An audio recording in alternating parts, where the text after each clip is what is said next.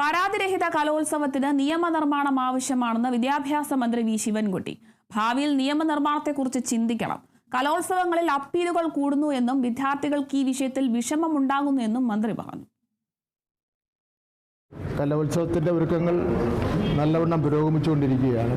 248 ഇനങ്ങളിൽ 25 വേദികളിലായി 15,000-ഓളം വരുന്ന വിദ്യാർത്ഥികൾ പങ്കെടുക്കുമെന്നാണ് ഇപ്പോൾ പ്രതീക്ഷിക്കുന്നത്. ഇപ്പോൾ രജിസ്റ്റർ ചെയ്തിട്ടുള്ളതൊരു 13,000-ഓളം വരുന്ന വിദ്യാർത്ഥികൾ. ഇനി അപ്പീൽ ജില്ലകളിൽ നിന്നുള്ള അപ്പീലെല്ലാം കൂടെ ചേരുമ്പോൾ 15,000-ഓളം വരുന്ന വിദ്യാർത്ഥികൾ പങ്കെടുക്കുമെന്നാണ് പ്രതീക്ഷിക്കുന്നത്. പരാതിരഹിതമായിട്ടുള്ള ഒരു യുവജനോത്സവം നടത്തണമെന്നുള്ള നിലയിലാണ് ആലോചിച്ചിട്ടുള്ളത്. അടുത്ത വർഷം അല്ലെങ്കിൽ ഭാവിയിലോ എങ്കിലും ഇതിനൊരു ചെറിയൊരു നിയമനിർമ്മാണം ആവശ്യമാണെന്ന് കരുതുകയാണ്. എന്ന് മാത്രമല്ല, നിശ്ചയിച്ചിട്ടുള്ള ജഡ്ജസിനെ സംബന്ധിച്ചിടത്തോളം ഒരു സ്ട്രോങ് ഡിക്ലറേഷൻ എഴുതി വാങ്ങുന്നുണ്ട്.